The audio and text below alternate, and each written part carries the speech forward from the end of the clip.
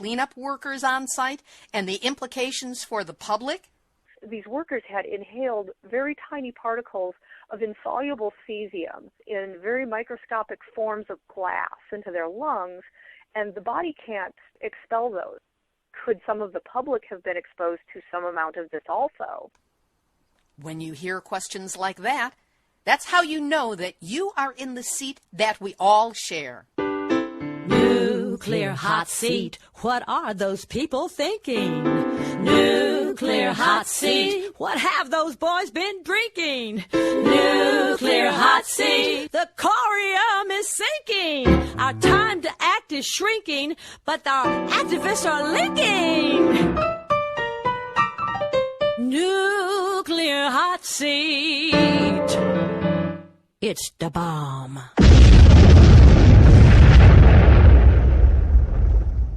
Welcome to Nuclear Hot Seat, the weekly international news magazine keeping you up to date on all things nuclear from a different perspective.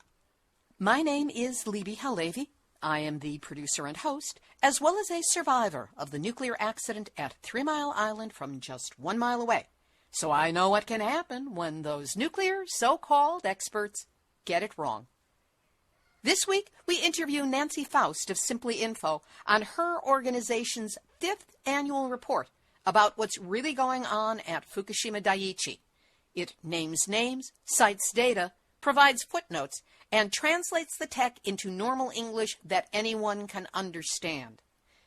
And we have a discussion with Nuclear Hot Seat's European correspondent Sean McGee on 3 radiation spikes in the last 6 months that have been recorded across Europe. Sean's done the multinational research, which he explains, and comes to some conclusions about the sources of this fresh radioactivity and what may be behind the data about it suddenly disappearing from official European radiation monitoring sites.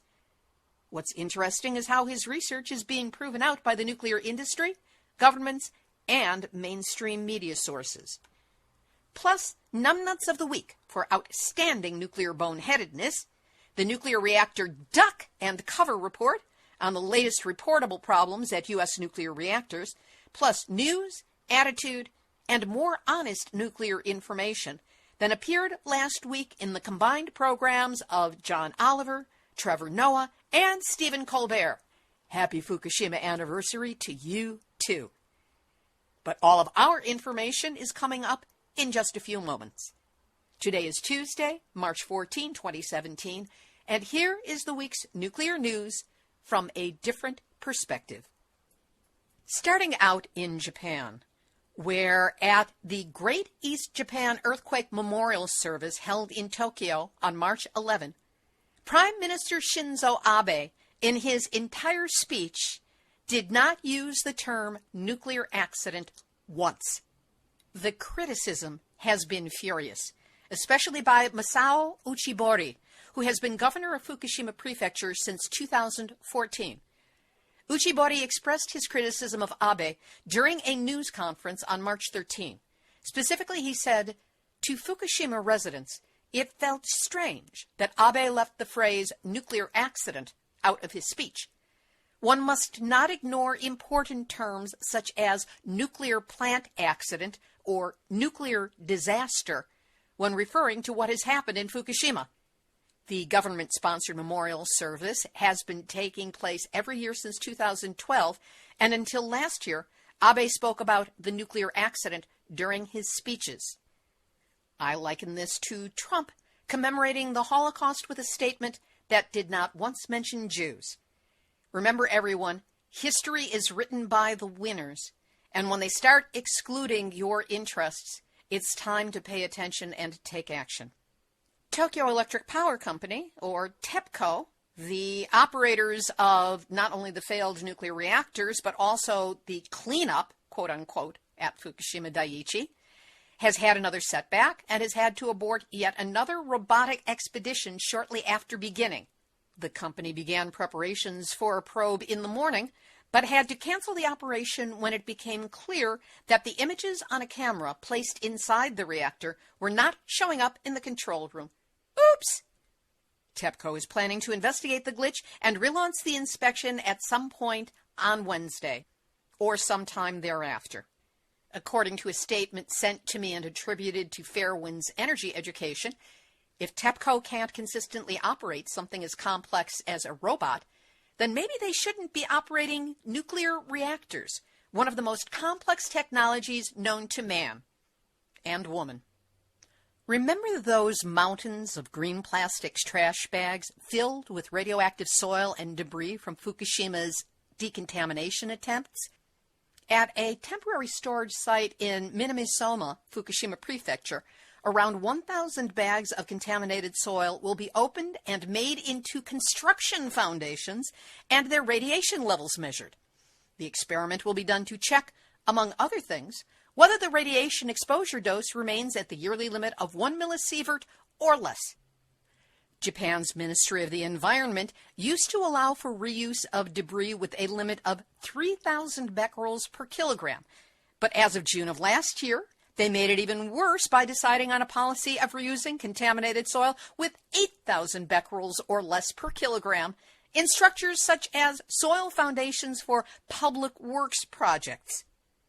Minamisoma's mayor, Katsunobu Sakurai, protested loudly, saying, "If they don't use the 3,000 becquerel limit, it is inconsistent. It doesn't make sense for a ministry that is supposed to protect the environment to relax the standards it has set." The radiation limit for this project has now been lowered from 8,000 becquerels per kilogram to 3,000 becquerels per kilogram. Good going, Mayor. On the financial side of nuclear, an international arbitration panel has ordered Mitsubishi Heavy Industries to pay the owners of the San Onofre nuclear power plant, Southern California Edison, and two others, $125 million for defective steam generators supplied to the plant in 2009 and 2010. The International Chamber of Commerce capped the award at the liability limit contained in the contract to supply the components.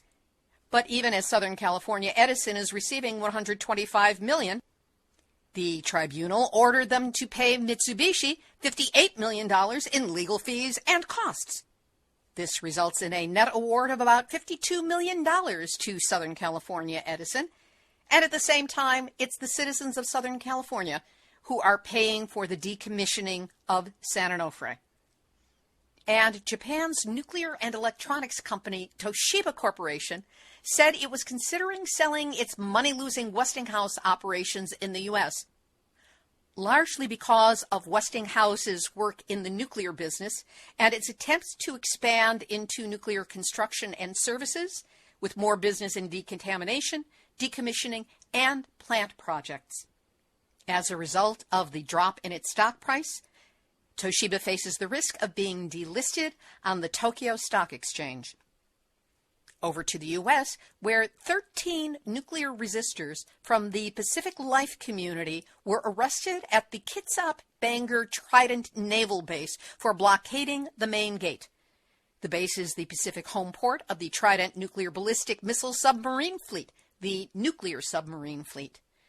More than 40 people joined together for prayer before peacekeepers safely blocked the incoming traffic, and several banners were stretched across the road reading, "War is immoral," and "Abolish nuclear weapons." 7 people were ticketed and released for pedestrian leaving the curb. 6 others, who crossed over the marked property line onto the federal side, read sections of the Nuremberg Principles out loud.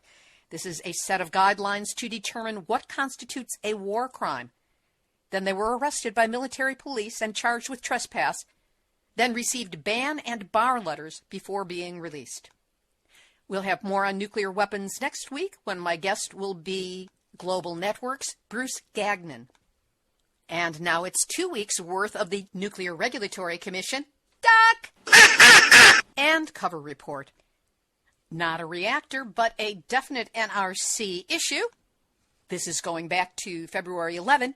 Leaking uranium-235 source with contamination in public areas.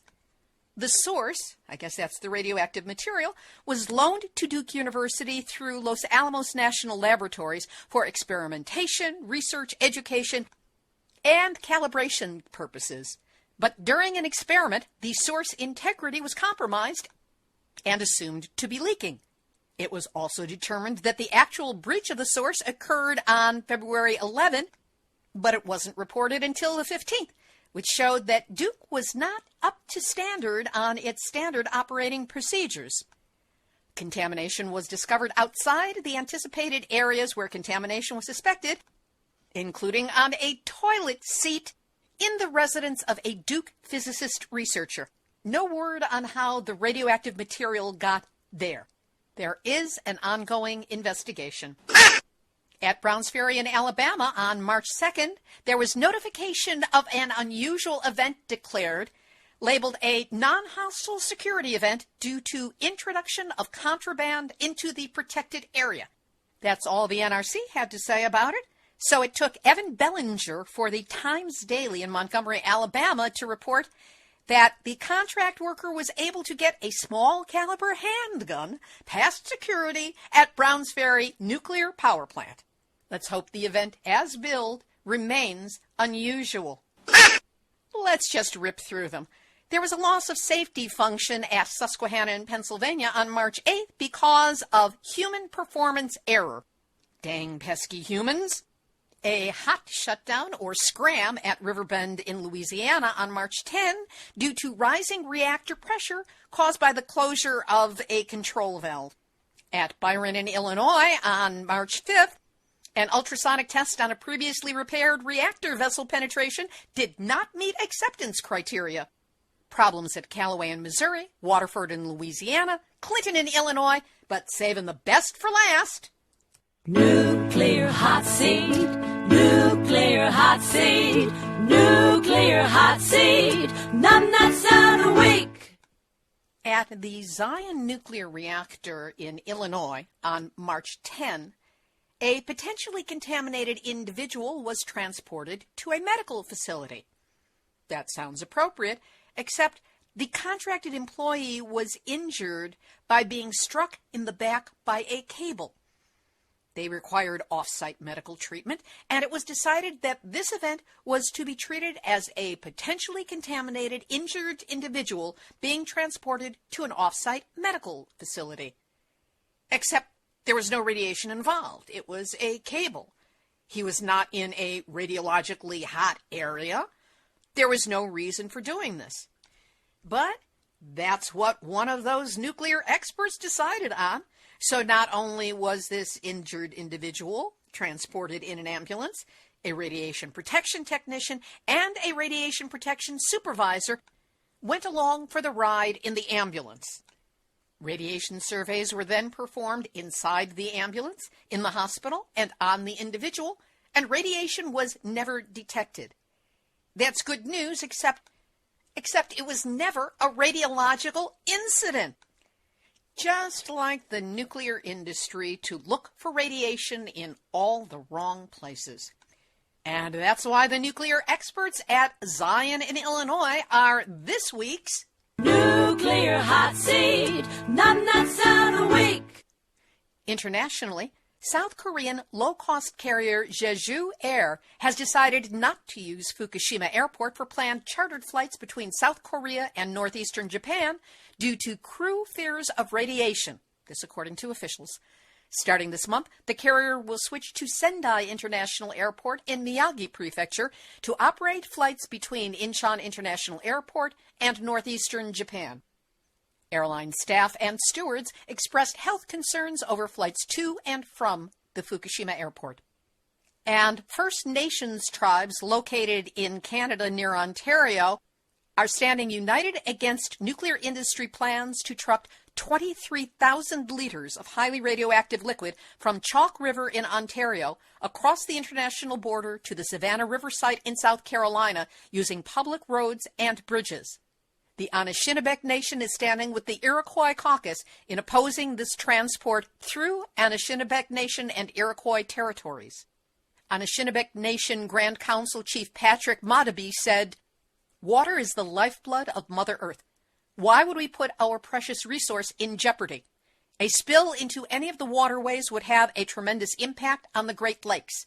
Millions of people would be affected on both sides of the border."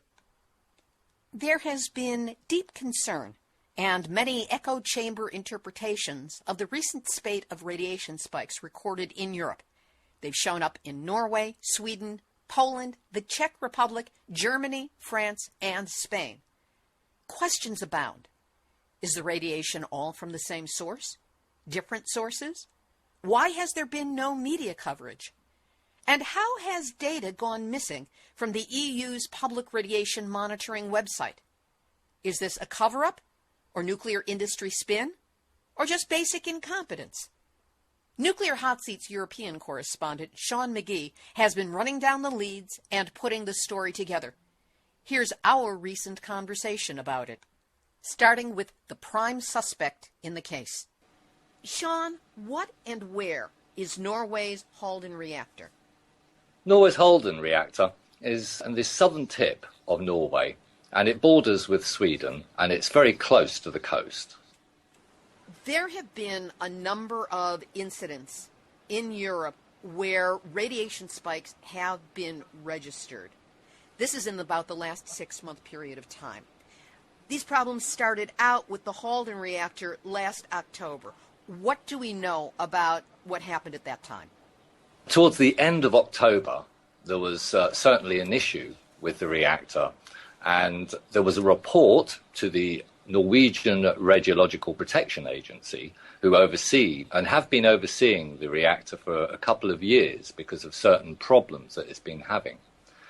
Now, they were told initially that there was no problem, but after the initial report, the NRPA, the Norwegian Radiological Protection Association, turned round and said that they had received a call 24 hours after an incident occurred. What happened then is the regulatory agency then decided to oversee all the issues that were going on. There was certainly an iodine release, but there's been some confused reports about this. Initially it was because some rods were being removed and the rods themselves were producing iodine. 2 different types of radioactive iodine that have been reported. No other isotopes were reported, although they may have been created. But within the reactor itself, while that situation was being dealt with, within the reactor itself, they developed what the IFE, who are the people that own the actual reactor and operate it, they turned around and said that the reactor was in a special condition. So the Nuclear Regulatory Authority in Norway went there and started looking at the issues. Now, they had to open the vents of the reactor because they were worried about the build-up of the hydrogen, which actually was the same problem that occurred in Fukushima. The hydrogen built up and then it exploded. So the vents were opened, but when they opened the vents, obviously they released various isotopes into the atmosphere. So that was kind of that deal, and all the way up to December, there was a reporting process. There was very hands-on. The NRPA were very much dealing with the situation and producing a report as well. I find it interesting that in the research I did, the official announcement said that the personnel at the plant had suffered only a small dosage of radiation, which to my mind is like saying that they were a little bit pregnant, because there's no such thing as an insignificant dose. It all counts. But moving forward on these mystery releases that have been showing up in Europe, in January, there was another report, or there was other evidence that showed up that there had been a radiation release. And again, this showed up all over Europe. What can you tell us about that one? When that story broke, I went to what they call EURDEP, which is the radiation monitoring system, which the public can access. There is also another one which the nuclear industry use that's more detailed. But I went to the public one, and I tracked the actual source to somewhere near Hungary. And there was other evidence that I'd looked at within this system to do with the isotopes, which made me think very strongly that Hungary Budapest Medical Isotope Institute, which produces most of the medical isotopes for Europe, that particular reactor may well be the one responsible. And it was actually mentioned in various reports from other agencies who look at the radiation that it could well be from a medical source, because the iodine was very specific. And this particular reactor, it collects the different isotopes, and it's possible they either released old iodine-131 or there was a break in because it's a very old reactor, the collection system had some damage and a release happened because of that.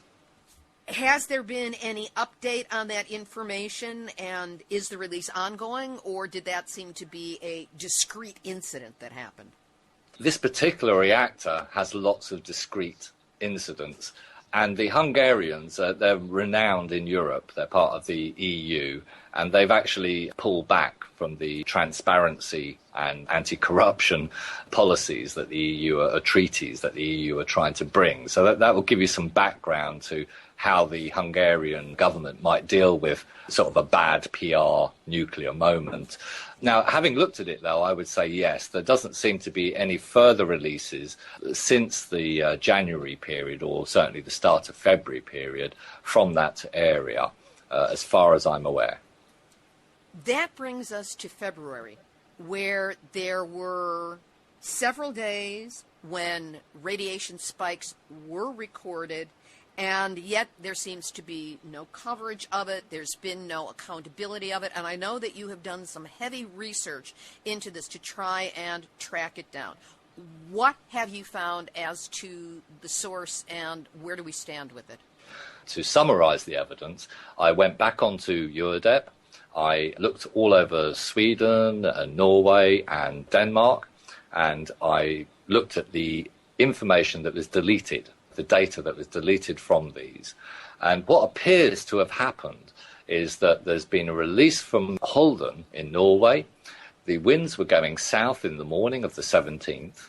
They've hit Sweden. Then later on that evening, the winds have turned north and east, which has pushed the plume further into Sweden, covering a larger area of Sweden.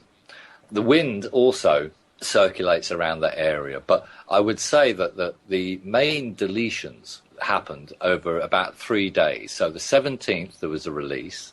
The 18th there doesn't seem to be a release. Everything settled down. Then the 19th and 20th, once again, we see data being removed from the system. And I think it was on the 20th that we saw a plume actually come back into Norway and hit the east coast of Norway by Oslo. And we also found that the deleted data, slightly less in the amount of hours, was also seen up the west coast of Norway. So that would have been Bergen up to Trondheim. That's the big long coast along the Atlantic Ocean. So certainly something happened. It was hidden. It's been deleted. We could wonder why it was deleted. Going back to your earlier question, Swedish nuclear regulatory people had released a statement on the 9th of March, only a couple of days ago now, saying that they very much appreciated Halden as part of the NKS, which is an agency formed with Denmark, Sweden, Finland and Norway, where they used the Halden research reactor to find out about problems with fuel rods and things like this. And so it did seem to me that certainly Sweden would be more than happy to help hide any plumes that were coming from Norway. What, if any, is the level of danger that is represented either by the release itself or the fact that the ICRP or other organizations or other countries are that willing to destroy or at least mask the data? That's an interesting question. From a health perspective, if we were looking at the sort of release that happened, that I suspect happened in February, we would certainly want to see what the amount was. And we don't have that data, and nobody's admitting to this. And I have mentioned it to various people. The people I talked to were nuclear workers who came onto my YouTube channel. I also talked to another nuclear connected person. And he actually went to the IFE, the owners, and got a statement from them, which was refuting Bologna's original article, which said basically that there was problems within the actual management and safety culture within Halden. The guy who did the report, Nils Bonner, and he was actually working with the Norwegian Regulatory Protection Association just before he got his job with Bologna. He's a nuclear engineer. He knows this stuff.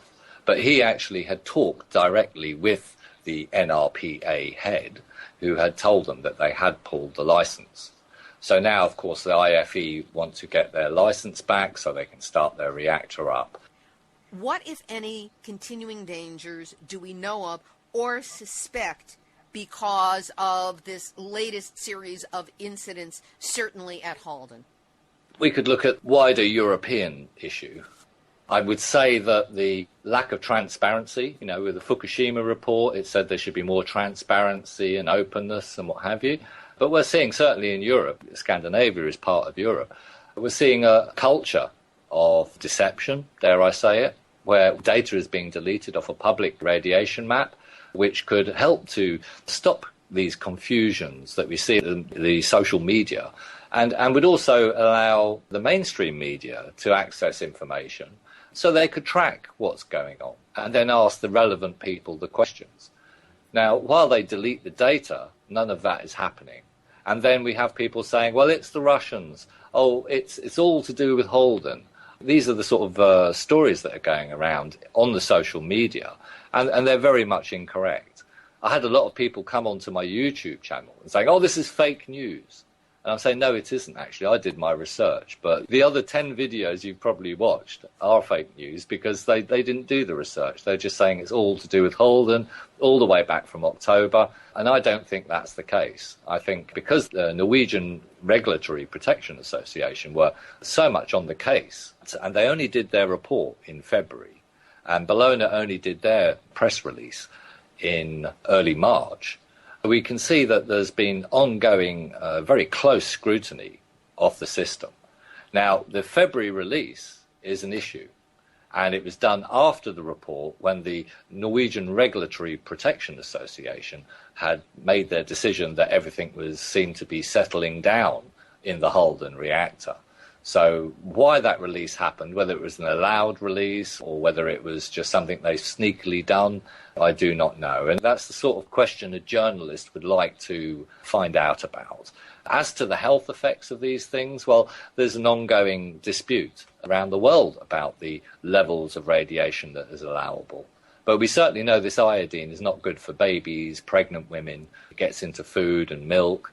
Certain areas may be more profoundly affected when a plume goes by than others. It depends on rainfall and many other sorts of situations. So if we're looking forward and we're looking towards a nuclear industry that's transparent and open, that's not happening in the way it should be happening.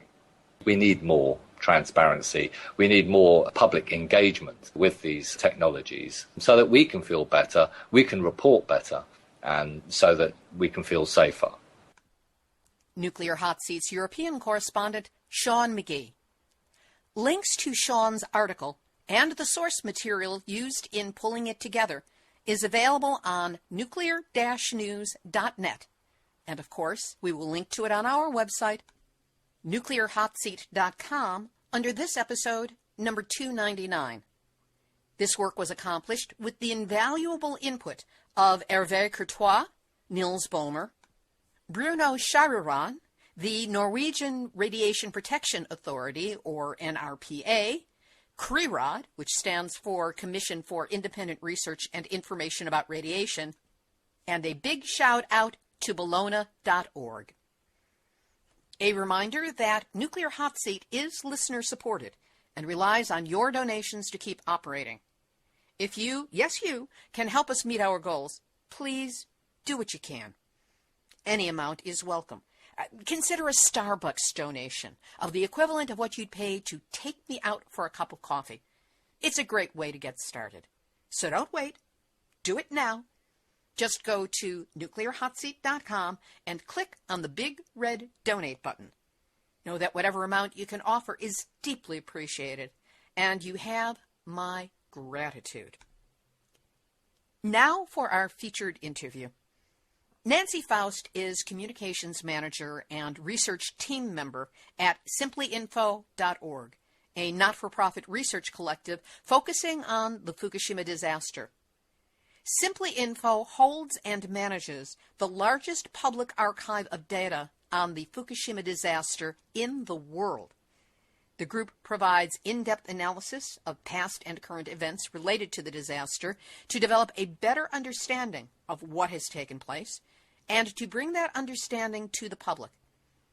Every year since 2011, when the Fukushima disaster began, the group has published a report that serves as a fact-based ground zero for people committed to getting the story right.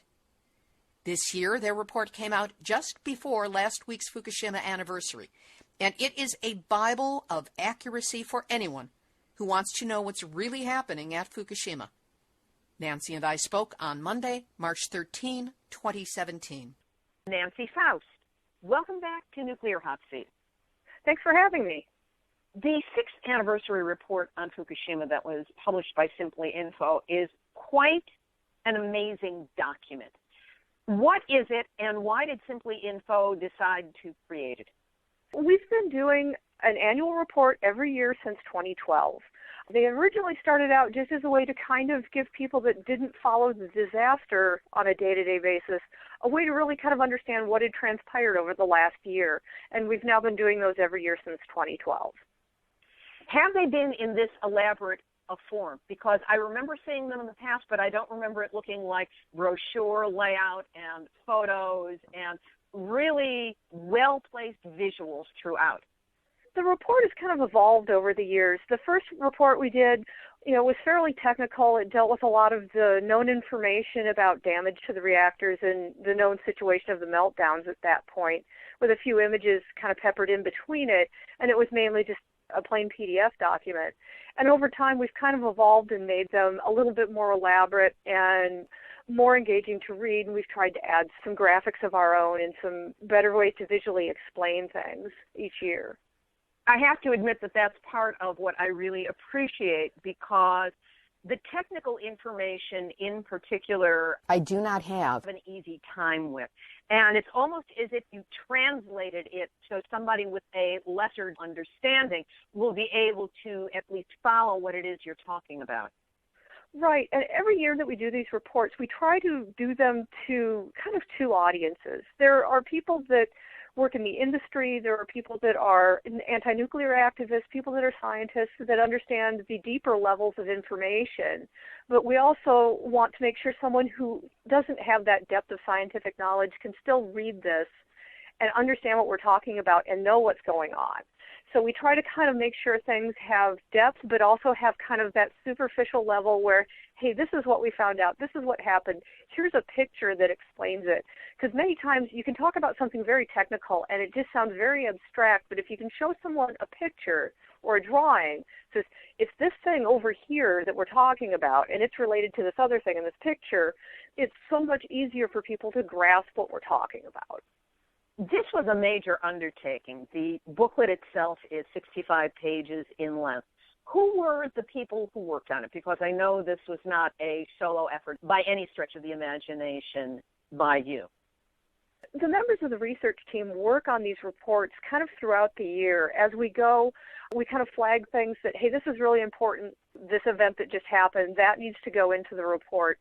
We also go back and we review all of our past reporting for the year and kind of determine what in there needs to go into that annual report.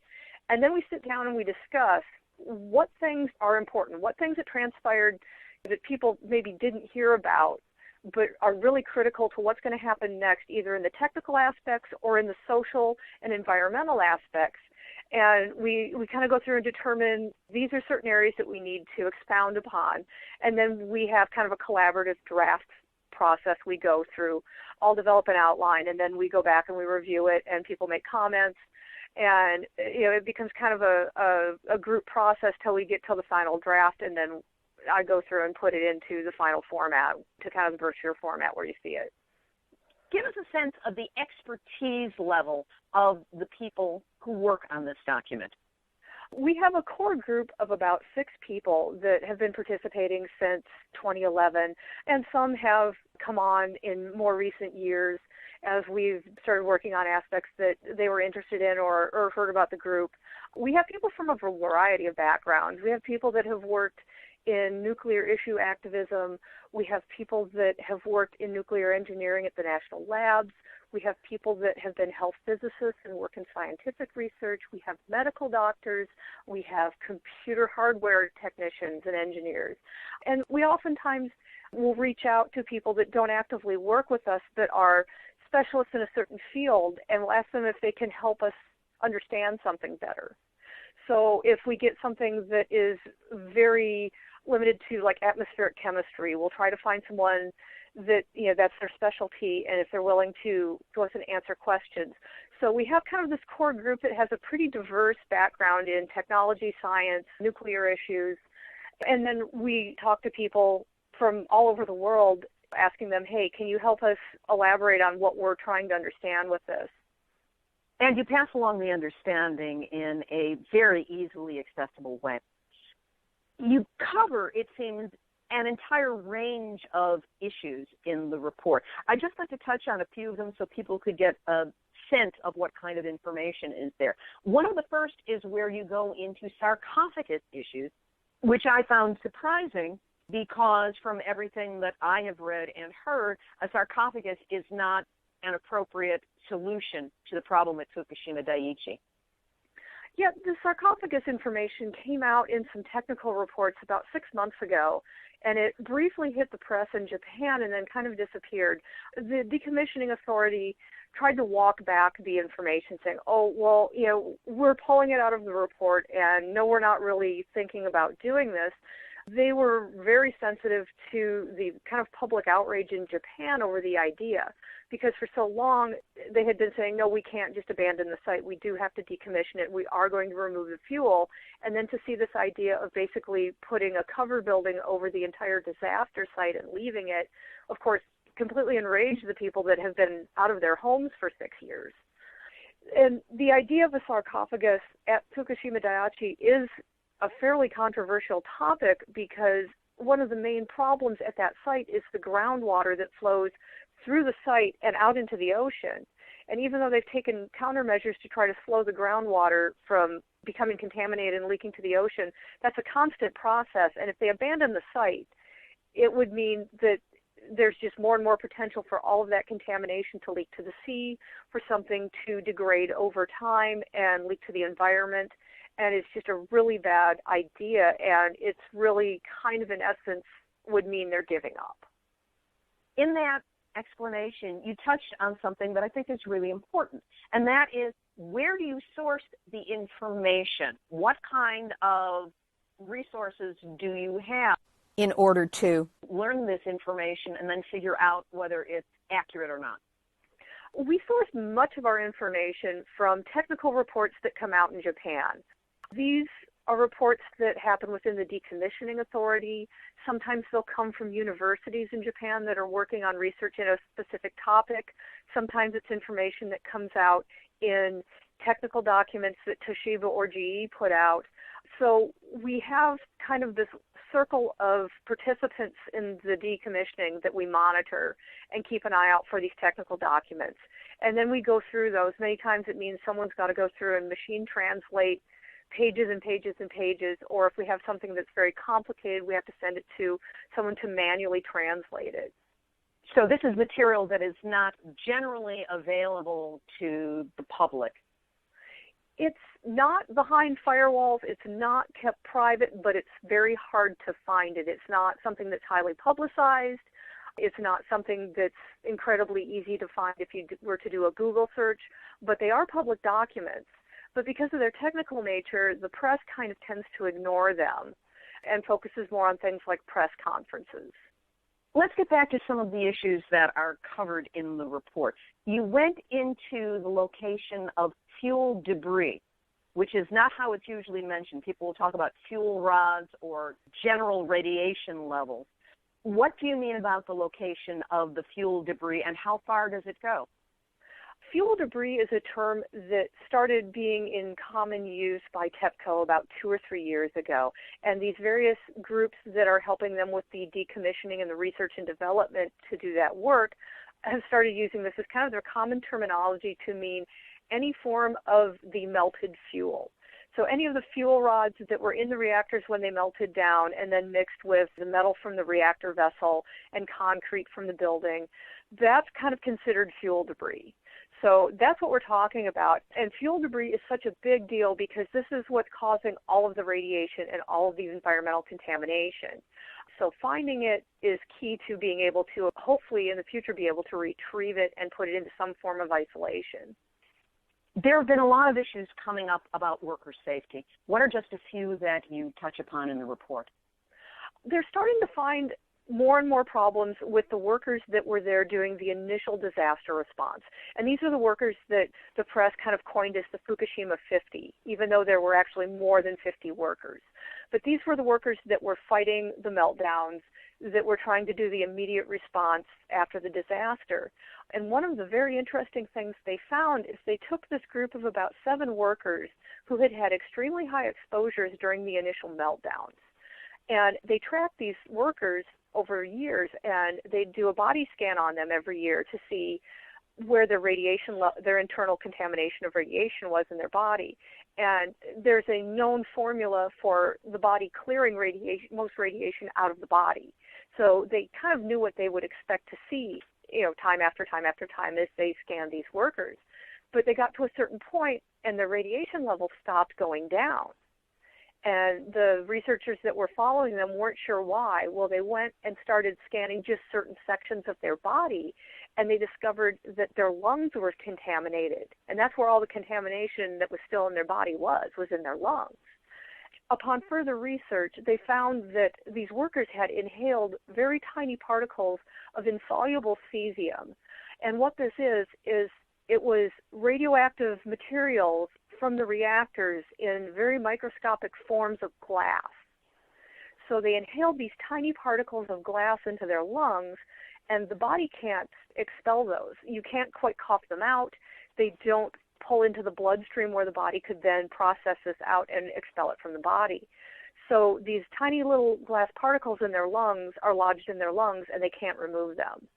So these workers will now have to deal with an ongoing radiation exposure to their body because of this inhalation.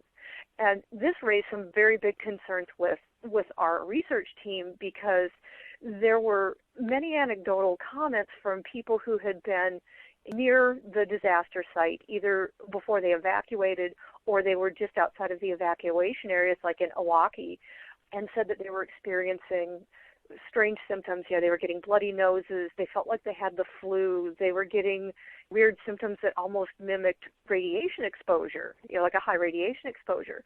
But the government was saying, no, these radiation levels in these areas were not high enough that someone could have gotten that sick from being exposed. So it must be psychosomatic. But now we find that these workers on site were inhaling these microparticles of radioactive materials into their lungs. And so this raised some concerns with our research team that, could some of the public have been exposed to some amount of this also? And if so, did this cause some of these early symptoms? And are there people that may potentially have longer-term radiation exposures than expected because they were exposed to these microparticles in the air? So it sounds like with this report, you are bringing up issues that certainly deserve to have more research done on them. Yes. As we go through and look at the information that's come out over the year, we start seeing things like this, that, these workers had a risk. Did this risk also extend to the public? So we may identify something that's a problem that needs to be researched, but having it actually get researched by someone with the access to medical data and large bodies of population willing to participate in a study, it starts becoming a little more complicated to go back through and get some actual data on it. Were there any surprises in what you discovered as this report came together? Probably the most concerning part was how taken aback the decommissioning agency was with what they found in Unit 2 recently. In January, they sent a set of robots into Unit 2, and they found more damage than they expected and higher radiation levels than they expected. And this seemed to really cause everyone that was doing that research to take pause that, we're going to have to rethink what we're doing. But to our research team, none of it was extremely surprising. We expected that they were going to find some areas with extremely high radiation levels, and we expected that they were probably going to find some considerable damage and possibly fuel debris in the pedestal area below the reactor. So why they were so taken aback by something that we were almost expecting was a little concerning. And we haven't quite sorted out why they seem to have not anticipated the more worst-case scenarios that we were assuming were probably the case. Is there anything that you feel hasn't been covered deeply enough by this report? One thing that we did notice within the last 2 or 3 weeks, the government of Japan has begun talking about completely reopening the entire evacuation zone in a couple of years. This would mean even the areas that were extremely contaminated during the disaster would now be reopened. And they've been making some interesting justifications for this. They've been claiming that radiation levels are low and that the radiation levels are acceptable. But what we're seeing from citizen groups and other more independent scientific research is showing that the radiation levels are not safe. The government has been using a rule of thumb of 20 millisieverts per year as an acceptable level of citizen exposure to justify opening up these evacuation zones. But that level of annual exposure is what is used to maximum out a nuclear worker. So you don't want to be exposing children to the same level of radiation you're exposing adult male nuclear workers to. So this is very problematic. Another problem that happens if you start having people move back near the disaster site is what happens if there's a large industrial accident at the site? What if there's a large radiation release? What if they have some sort of uncontrollable accident at the site while they're trying to remove all of this old fuel? You now have all this population nearby that's at risk. So this notion that they can move everyone back is kind of ill-advised. This is a long-standing question of mine. What was listed as an acceptable, put that in quotes, annual exposure rate before the Fukushima Daiichi disaster began? The ICRP radiation level for a citizen for annual exposure would be 1 millisievert per year. So now Japanese government is looking at allowing 20 millisieverts per year. So you can see this is a very big departure from what was considered acceptable public exposure before the disaster. That's the benchmark I've been looking for. I knew they'd raised it. I just didn't realize that they had raised it quite so drastically. And what do they say it is now without assuming they're going for 20? International standards are still considered to be 1 millisievert per year for the exposure of a citizen. Japan did try earlier to raise the annual exposure for children to 20 millisieverts per year back around 2012, and this had tons of public backlash. There were numerous groups, health groups, citizens groups, parents groups, saying this is completely unacceptable. And the government did eventually back off of that attempt. They had tried to do a 5 millisievert per year exposure level for a while as a benchmark with the government. And now, as far as the evacuation zone, it was supposed to be 1 millisievert per year, and then it was 5, and now it's up to 20. So you can see it's been changing this back and forth on political whim. And now they're trying to go with this 20 millisievert per year so that they can use that to justify pushing people to return home, claiming that those radiation exposures are now acceptable. And this is all very arbitrary. The media, I think, would have great use and get great benefit from having access to this report. Right now, it's up on your website, and one can kind of do the equivalent of thumbing through with the little arrows. Is there a way for someone to get either a printed version of this booklet, or is there an electronic version that can be downloaded as an ebook, or is there a PDF that people can print out? The book will be up within the next week on Amazon. We try to put all of our newer reports on Amazon so that someone can buy a printed copy if they need to, or at least get an ebook copy. And if we do talk to researchers who need a plain PDF copy of it, we're willing to usually email someone a copy if they need one for their own use.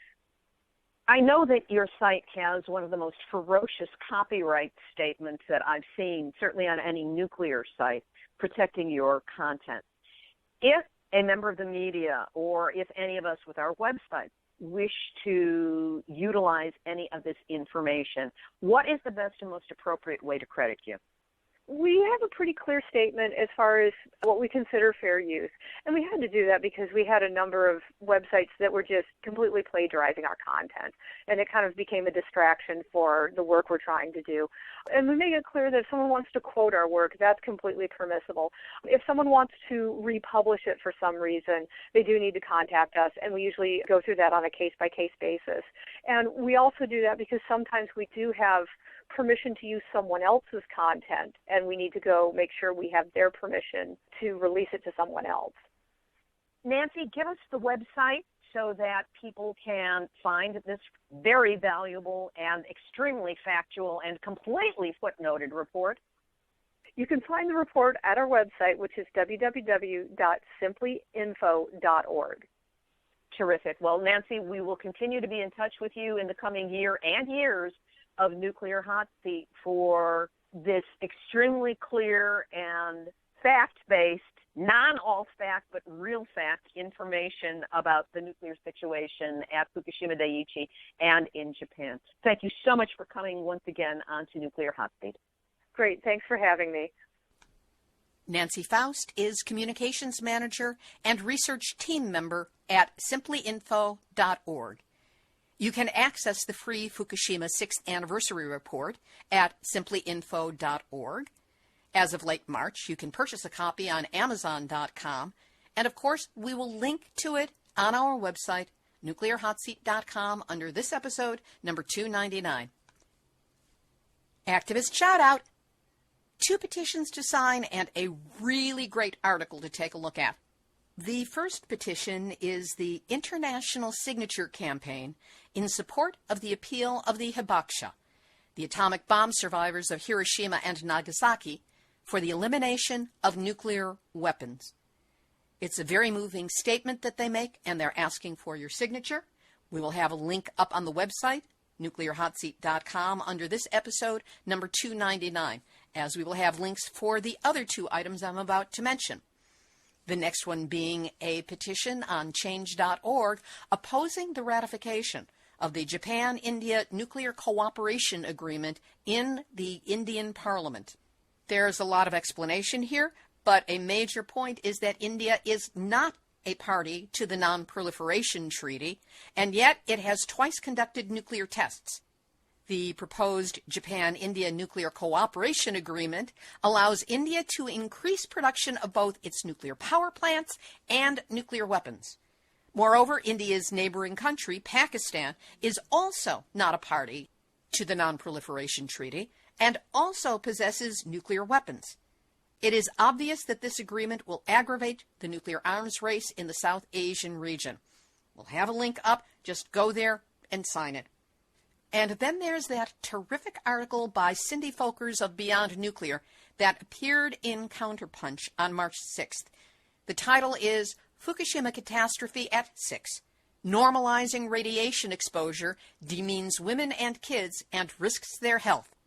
She frames the nuclear discussion as a perfect example of alternative facts, gaslighting, and normalization of that which is absolutely not normal, and then hones in on her area of expertise, which is the disproportionately high impact of nuclear radiation on women, children, and fetuses. Great article. We'll link to it. Here's today's final thought. Well, the media has had its yearly orgy of one story per media outlet on Fukushima, and now it wipes its hands of it for another year, or unless some story from over there is so big that it can't be ignored.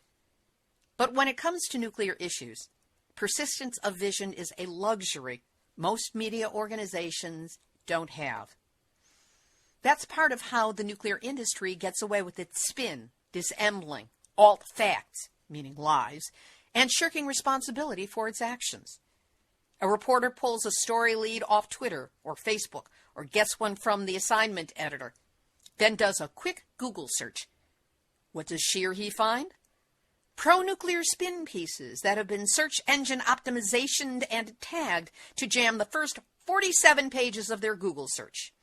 Or they get smart and they whip on over to Wikipedia, where the hordes of nuclear PR cubicle drones, lavishly paid with the industry's ill-gotten gains, make certain that their take on the issues is what dominates.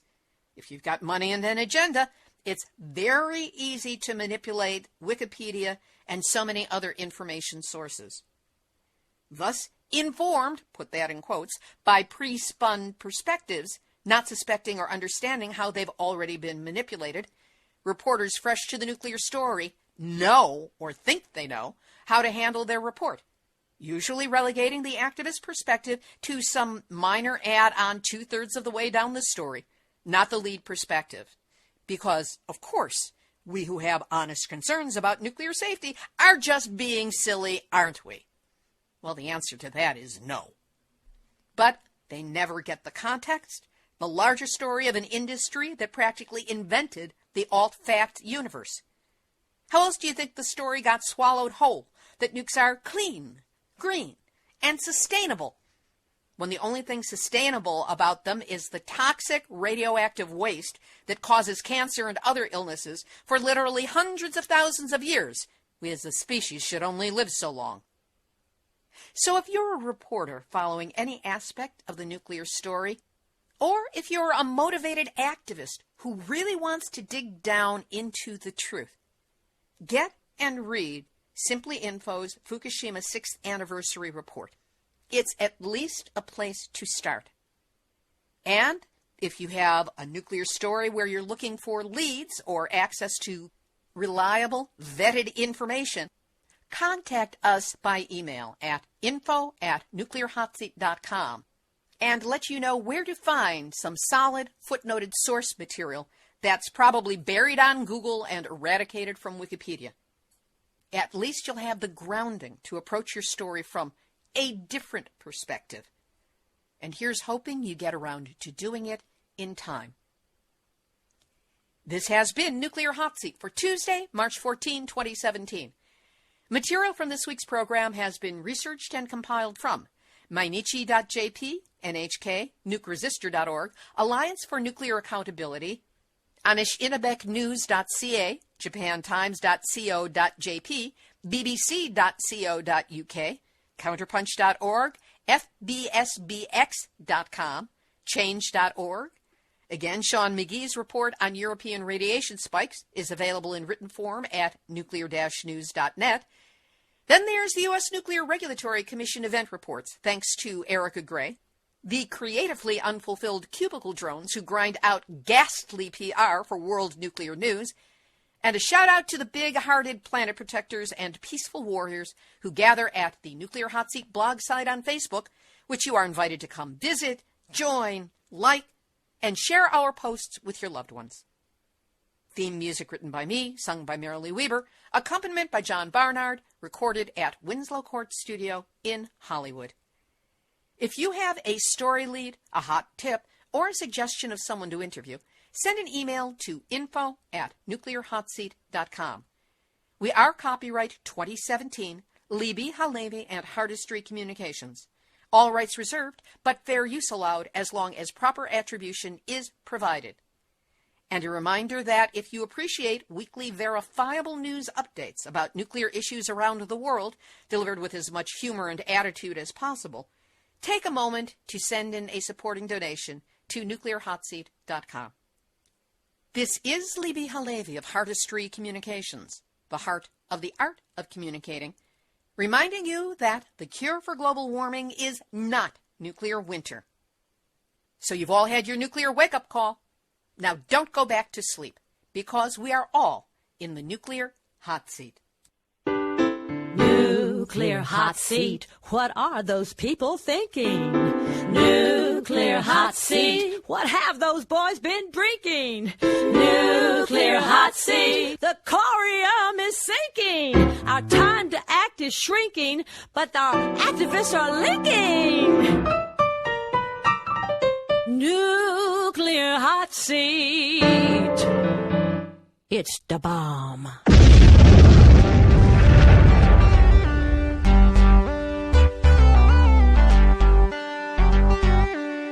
You're listening to UCY.TV. Why don't you stick around for more awesome radio?